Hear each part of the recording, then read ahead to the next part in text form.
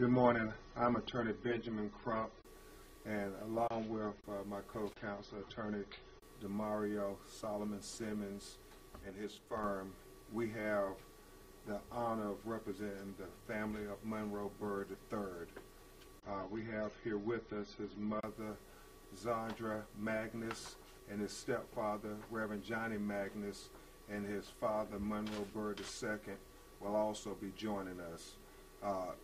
Attorney Solomon Simmons is going to address you first in the press conference, and then some of the other attorneys in the family will address you, and then we'll try to take some of your questions.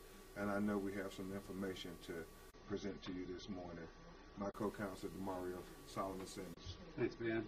Good morning. I'm Attorney DeMario Solomon Simmons with Riggs Avenue Law Firm. I'm here with some of my co-counsel, my firm, Melvin Hall, who's in our Oklahoma City office, and we have our firm founder, Mr. David Riggs, who's very instrumental here in the state of Oklahoma as a former legislator and as a tremendous attorney, one of the best in the history of the state. And we're here today to talk specifically about some information we received just recently dealing with the toxicology report of Ricky Stone, the man who shot and paralyzed our client, Monroe Bird, who eventually died, unfortunately. We buried him on July 8th, and his wonderful family had to go through that particular tragedy. What you should know, and what we have a hard time understanding why the DA is not looking at this information as we are, is that number one, we know that Ricky Stone was intoxicated with marijuana the night that he unjustly shot Monroe Bird and paralyzed Monroe Bird and eventually caused Monroe Bird's death. He had 6.8 nanograms of marijuana or weed in his system, and we know in the two states around the nation, Colorado and Washington, the only two states that allow marijuana to be legal, if you have 5 nanograms, that's considered impairment. He had 6.8 in his system at the time of the shooting. Now, you also have to consider that the blood was not tested. It was at least 4 hours from the time of the shooting that the blood was actually tested. So we believe that he was very intoxicated, and we don't understand why the Tulsa County DA, who has had this information since June 26th, has not moved on that information. We also know that Ricky Stone shot Monroe as he was driving away from him. He was not in any danger. We have an eyewitness that can state that. We also know that Ricky Stone, not only was he intoxicated on marijuana, he also had mind-influencing drugs or narcotics for his medical issues in his system at that time. The toxicology report shows that. And we have a copy of the toxicology report that my assistant, Brenda Boyd, will provide to you. And lastly, I want to say that the DA has failed to do his job and charge Ricky Stone, and that's a civil matter. And we will do our job, rest assured, to find justice for this wonderful family who has suffered so much, who watched their son be in prison for 4.5 months in his own body, who literally watched him take his last breath. If the DA won't do justice, we will do justice. And we will find justice, because this was not right. It was a tragedy, and it's just something that they're going to have to live with for the rest of their lives. And we want to make sure that everyone knows that Monroe Bird's life mattered, and he deserves, and his family deserves justice. Thank you. And bring up Ben Crump. Thank you, Attorney Solomon Simmons. As I travel around America, and we have encountered many of these alleged stand-your-ground cases in the aftermath of the killing of Trayvon Martin, it is very troubling, very, very troubling, because when we met with D.A. Kuntz Wilder, he told this family to their face that he could not prosecute and charge Ricky Stone for shooting Monroe Bird III because of stand-your-ground law. That he even went so far as to read the law to them and said why he was prevented from charging and prosecuting the shooter of their child, who was paralyzed in the hospital at the time. But what we now know, contrary to what he said that day, based on the evidence that DeMario Solomon Simmons is about to present to you on the toxicology report, that was not true. Based on the evidence and the law, there is no way that stand your ground can be a defense in this matter, because the stand your ground law is very clear that if you're engaged in an illegal activity, a criminal act, then you can't get the benefit of stand your ground. And we know that he had illegal drugs in his system at the time he shot Monroe Bird. We know that possessing marijuana in the state of Oklahoma is an illegal activity. It is a crime.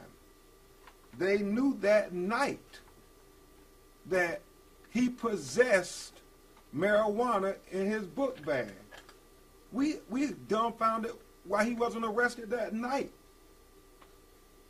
You know, everybody else who has possession of marijuana, they are arrested. But for some reason, he wasn't arrested.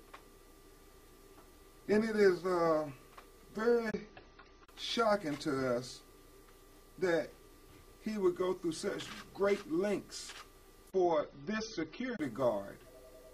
And Attorney Mayor Hall is going to talk about that in a little while. But through great lengths for this private security guard to justify his actions as almost making him a police officer. Look at how they questioned him, how they treated him, the deference they gave him. He's not one of Tulsa's finest. He's not a police officer. He's a private security guard at an apartment complex with a criminal history. And so I'm glad we have the state senator here, because these are things that we have to address. We can't have it where private security guards are getting the same authority to use deadly force as the people who are trained properly to protect and serve us. So either D.A. Kuntz Wilder doesn't know the law, or he chooses not to apply the law when it comes to certain groups of people. Right. Because this family cannot understand why they would be treated different when it's their son lying shot, paralyzed in the hospital room. Why wouldn't they get the same equal justice that every American, every Oklahoman, every member of the Tulsa community should get? And so his decision not to charge Ricky Stone in the shooting of Monroe III that ultimately led to his death is inconsistent with Oklahoma law, but more importantly, it's inconsistent with the concept of equal justice. At this time, you will hear from Attorney Melvin Hall, and then Attorney David Riggs will explain to you in short order why, in our civil case, we will get justice for Monroe Bird III. First of all, I'd like to acknowledge that Mr. Monroe Bird II has arrived. Thank you, Mr. Mayor. Thank you. And also we have State Senator Kevin Matthews here as well. And we're proud that you have come to show. The only point that I want to make is the apparent favorable treatment that Ricky Stone received the night of the shooting. At that time, we know that marijuana was found in his possession, and he admitted that he was in possession of the marijuana, that it was his marijuana, but he was not arrested at that time. and it is clear that he received favorable treatment, the type of treatment that he was treated like he was a sworn law enforcement officer, when in fact he was a security guard. And I think that the district attorney has a responsibility to explain why this man was not treated the same way any other person found to be in possession of marijuana would have been treated, and that would have been to be immediately arrested. And now we know that the blood test results reveal that he was in fact not only in possession of marijuana, but he was also intoxicated from consuming marijuana. And you know, these are questions that smacks of inequality in terms of the treatment that he received and the treatment that another person who was not in the position of a security guard would have received in that situation. Not to mention the fact that there was also a terrible shooting that night that he admitted to shooting Monroe Bird III and the resulting paralysis and death of Monroe. So in light of all that, we have David Riggs here, who is going to speak in greater detail about the application of the stand your ground law to this particular case. David. Thank you, Howard. Well, I do want to make clear that we're pleased now, finally, that this case will move to a civil court. And as a civil action, we are confident we can establish conclusively that the stand your ground law has no application whatsoever to this case, except for the possibility that it perhaps could even apply to aid Monroe Bird in the actions that he took, depending on how the evidence plays out. But it certainly has no application to the defense of Ricky Stone. And the reason for that isn't just because of the points previously made by other speakers that he was engaged in an illegal activity himself, which being in possession of marijuana, in fact, being on marijuana at the time. But it doesn't even apply at the outset because it is designed, and if you read the law yourself in the plain language of the bill that passed, the stand your ground law in Oklahoma applies to people who are in their home or their place of business or their private vehicle, which is being invaded by someone. That wasn't the case. Our client in this case, Monroe Bird, was in his own private vehicle himself, minding his own business when this occurred. He wasn't invading anybody's home or place of business or private vehicle. It couldn't possibly apply in this case. And we're confident we can satisfy a judge in a civil action that that's the case, and stand your ground will provide no defense to Ricky Stone or the other defendants we've named in the case. But we are pleased it'll move now to a civil action.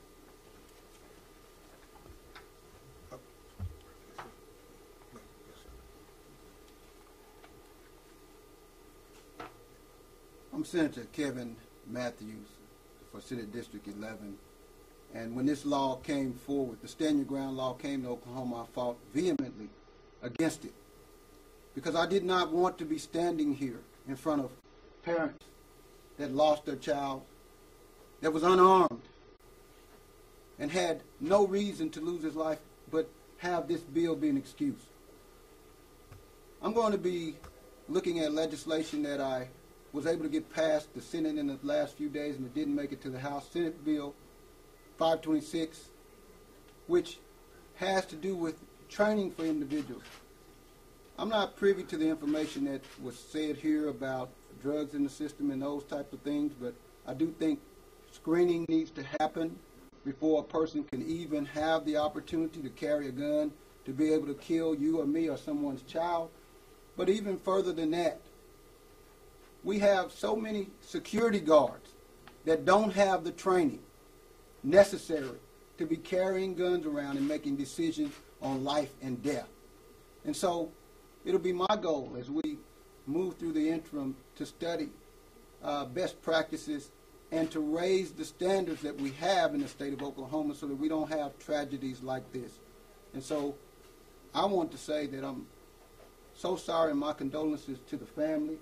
And I thank these attorneys that are here representing this young man getting justice, because this was an unnecessary loss of life.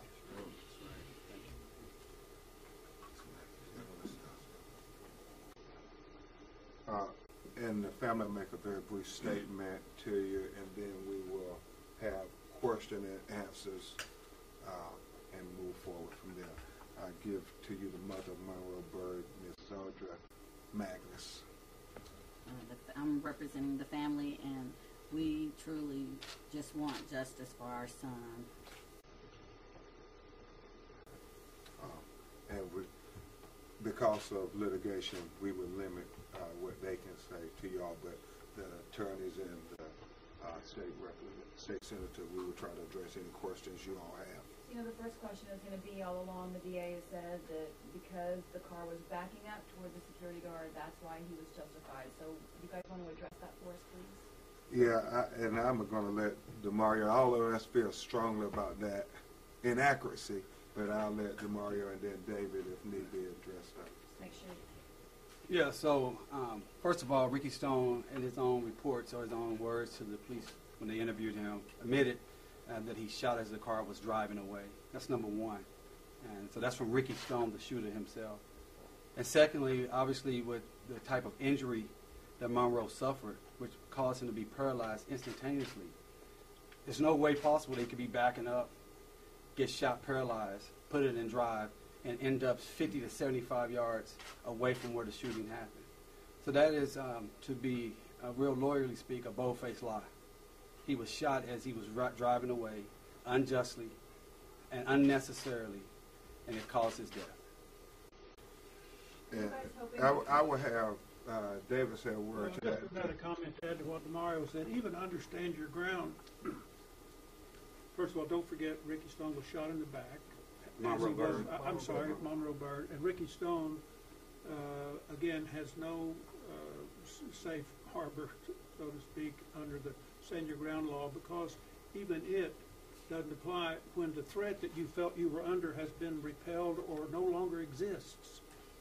If he ever did feel an honest threat, which we obviously dispute, he was in control, he was in charge, he was armed, our clients weren't. That threat, if he imagined it even, as he imagined they were doing something improper, if that were the case, it no longer existed because they're moving away. They're trying to escape, frankly, this guy with the gun. They're leaving the premises. So the threat that they might have imagined, or he might have imagined he was under, no longer exists. So the law, for a third reason, does not apply to this case. And just simply put, all these stand your ground cases, when you think of them all across America, whether it's Trayvon Martin or Renisha McBride up in Detroit, Michigan, all these stand your ground cases kind of are introduced to the world with the shooter creating the confrontation. He had every right to be at that apartment complex. He lived there. You know, just when you think of what happened with Trayvon, he had every right to be in that apartment complex. Renisha McBride, I mean, it's the same narrative over and over again.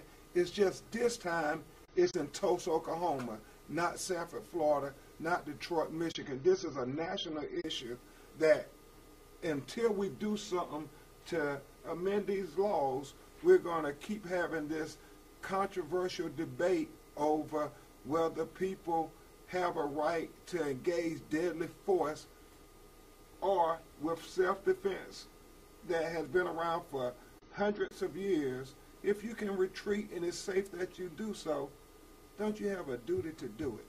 That night, if he wouldn't have shot that car and they rolled away, nobody would be injured. They would have their child.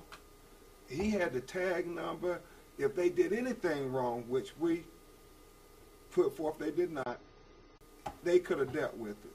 But because of his actions, Monroe is dead. Excuse me, I have a question. Monroe, how old was he? He was 21. 21. Okay, and what do we know about the way he reacted when he was confronted by this security guard? And that's going to be in the complaint, but we'll... Absolutely.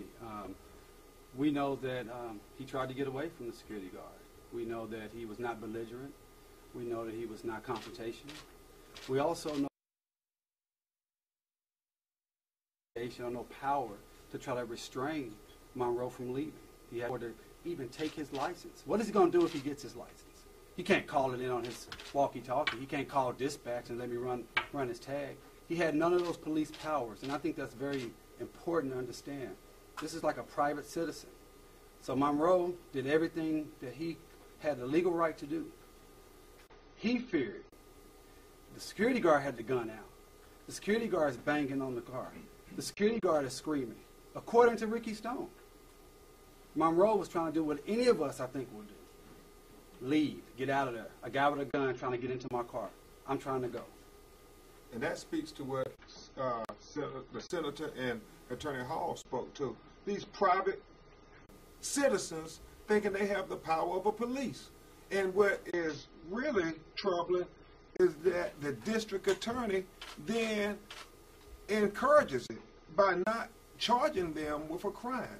So what deterrent value is it for the next security guards when they have a gun and they have a job that says I'm a security guard with no training, no supervision, but I can detain you, I can arrest you?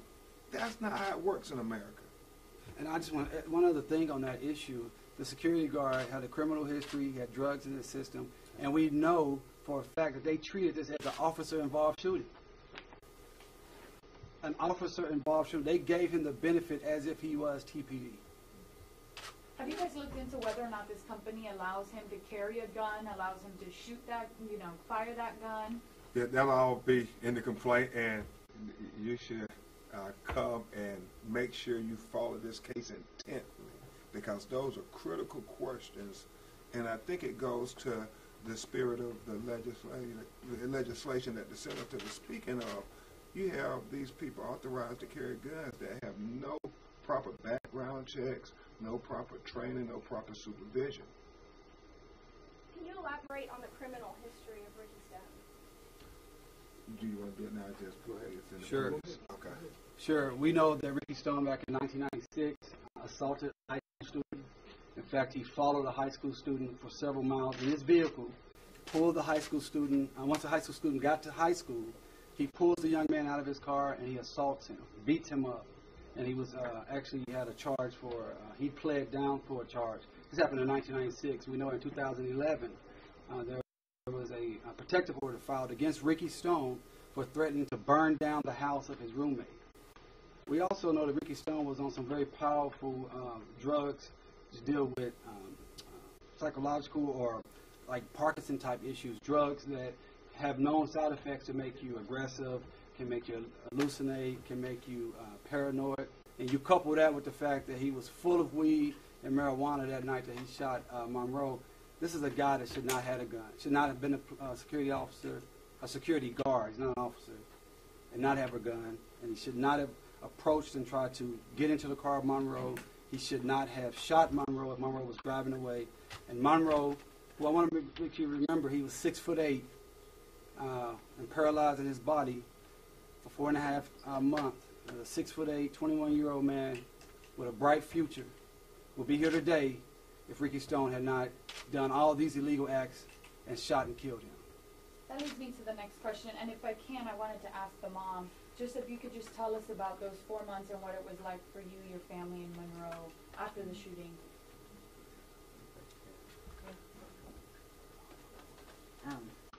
It was very difficult, and he really struggled, even the first week, the first couple of days, waking up in the hospital, alarmed at where he was, and then once it processed that he was in the hospital and shot, who shot me? And then why did he shoot me? And then, learning he was paralyzed and just all the complications of dealing with it and, having to depend upon anyone to even feed him and to help him cough. It was just very it was very difficult. You know, with him being so tall, you know, keeping his legs where they weren't hanging off the bed was difficult, and he was very, and not getting to go to rehab to where there could have been a possibility to see if some movement would come back. You know, it was just earth-shattering for him. You know, he couldn't even cough without assistance. What was the reason for him not being able to go to rehab? And I remember something along the lines where he had to be released from the hospital or something? Yeah, and we're getting to that in the pleadings, but just know this decision about stand your ground has unexpected consequences, not only to the criminal matter, but also to how the healthcare provider looks at things as well. And we thank you all for being here. We thank you for respecting the fact that the parents can't answer too many questions because we are now in litigation, and we will be filing our lawsuit in this matter in the very immediate future. Can they share a picture with us, or is it more personal?